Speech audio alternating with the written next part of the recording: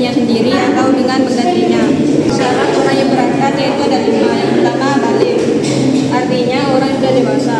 Jadi jika tidak boleh berangkat itu tidak bisa. Yang kedua berangkat, artinya orang yang sehat. Jika orang yang berangkat itu orang yang gila, maka akan disebut tidak sah. Yang ketiga al-hurriyatu, artinya merdeka. Berarti orang yang berangkat merupakan jika merupakan budak, maka akan disebut juga dianggap sah. Yang keempat syaratnya itu harus orang laki-laki, dan jika orang perempuan yang berangkat maka itu tidak dianggap sah. Yang kelima yaitu orang yang berangkat harus merupakan orang kafir ahli kitab, misalnya Nasrani dan Yahudi atau dari yang mempunyai identitas serupa dengan ahli kitab seperti kafir Majusi. Dan syarat tempat yang akan ditempatkan kepada orang kafir dengan jizyah yaitu perkataan orang kafir selain Hijaz, yaitu di Mekah, Madinah atau Yaman. Dan syarat harta jizyah yang wajib adalah 1 dinar di setiap tahunnya, dan tidak ada batasan untuk jizyah terbanyak. Dan dengan demikian maka ditariklah dari orang yang ekonominya sedang yaitu 2 dinar, dan yang kaya 4 dinar. Itu jika masing-masing dari mereka berdua bukan orang yang tolol atau bodoh. Dan syarat melakukan akad jizyah ada 3. Yang pertama bersambungnya penerimaan ijab dan qabul. Yang kedua tidak digantungkan, artinya akad tersebut harus selesai di tempat itu dan pada saat itu juga. Yang ketiga menyebutkan kadar atau perkiraan pajak. Itu tadi penjelasan dari teman kita. Selanjutnya akan dijelaskan oleh Fitria Laila. Baiklah, di sini saya akan memberikan contoh jizyah.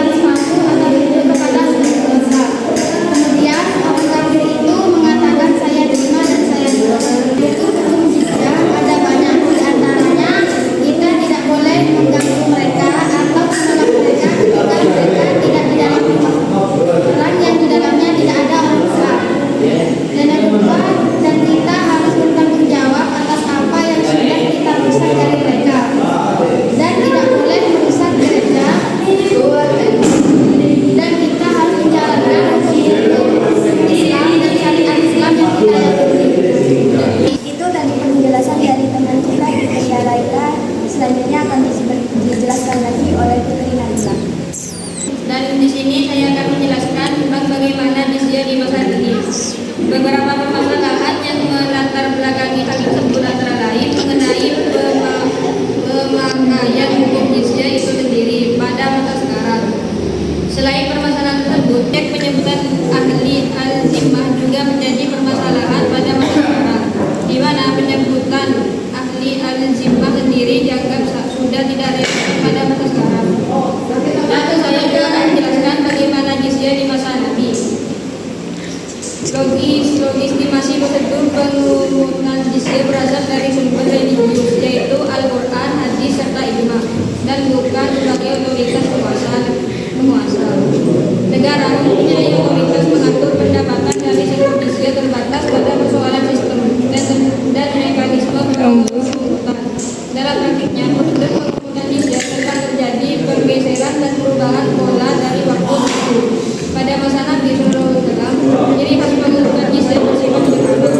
Sedangkan pada masa Nabi dan sahabat Umar kewenangan pengurutan jizyah diberikan sepenuhnya kepada provinsi dan bertanggung jawab kepada pemerintah pusat. Hasil dari pengurutan jizyah disalurkan ke semua sektor publik berdasarkan skala prioritas kehidupan masyarakat yang tidak dapat dibiayai oleh hasil zakat. Itu tadi penjelasan dari Putri Nabila Agustina. Terima kasih Putri Nabila. Selanjutnya akan dijelaskan lagi oleh Arikatul Fitria.